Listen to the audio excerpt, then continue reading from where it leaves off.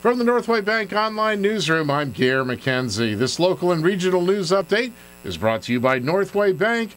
Like Northway Bank on Facebook, and they'll donate $1 up to the first 1,000 to the New Hampshire Food Bank. Visit facebook.com/Northway Bank today. Northway Bank with 17 locations throughout New Hampshire. The people you know, the bank you trust. Member FDIC, equal housing lender. Here's the news. What was that huge noise heard just after 11 o'clock yesterday morning around Conway?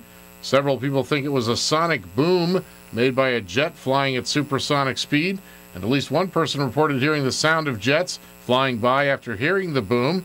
A dispatcher with the Conway Police Department says the department building shook around 11:05. The spokesman for New Hampshire Governor John Lynch says he doesn't have any information on it.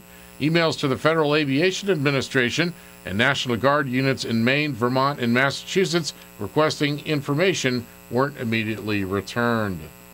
The North Conway Fire Chief says a North Conway man's apartment filled with smoke early Wednesday morning after the man fell asleep while cooking potpourri.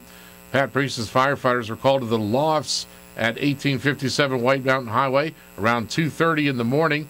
Priest credits a working smoke alarm with waking the man up. After the pot cooking the concoction burned dry and started smoking, no one was hurt. Firefighters ventilated the smoke from the apartment and reset the fire alarm. They cleared the scene about 3 o'clock.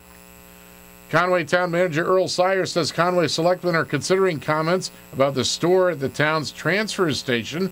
After hearing more people speak about it Tuesday afternoon, Sires says about a half dozen people spoke in favor of keeping the so-called dump store, where people can drop off their quality recyclables that can then be picked up free by someone else, and one person spoke in opposition to keeping the store open.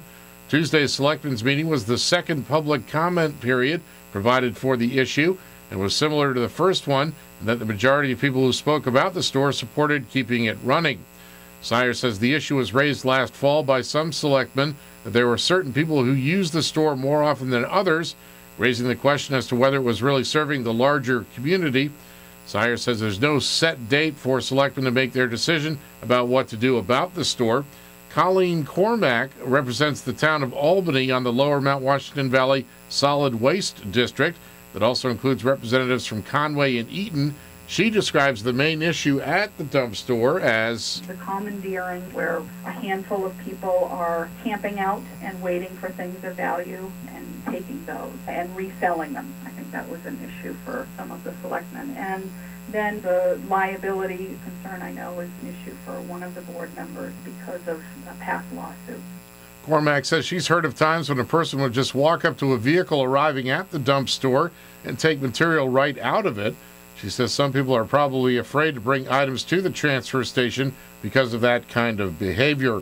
Cormack says there'll be a public brainstorming session Monday evening at 5:30 at the Conway Cafe on Main Street. The idea is to address the reuse program at the store and share ideas for solutions to the issues raised about it. The Solid Waste District Dump Stores Subcommittee will consider public input for presenting workable alternatives for the store to Conway selectmen later this spring. In Maine news, U.S. Representative Mike Michaud of Maine has a gift for President Obama. Michaud picked up some made in Maine New Balance sneakers to underscore his effort to get the military to buy U.S.-made sneakers for personnel engaged in physical training. Michaud, a fellow Democrat, says getting the Defense Department to buy Maine-made sneakers is consistent with the president's efforts to boost domestic manufacturing. The president will attend a pair of fundraisers at Southern Maine Community College in South Portland today and at the Portland Museum of Art. In sports, Maine's Spencer Abbott, Jack Connolly of Minnesota Duluth, and Colgate's Austin Smith are the finalists for this year's Hobie Baker Award, the award honoring college hockey's best player.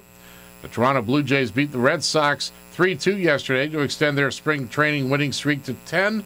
The Washington Capitals got a 3-2 win over the Boston Bruins. In the weather today, mostly sunny, highs in the upper 30s.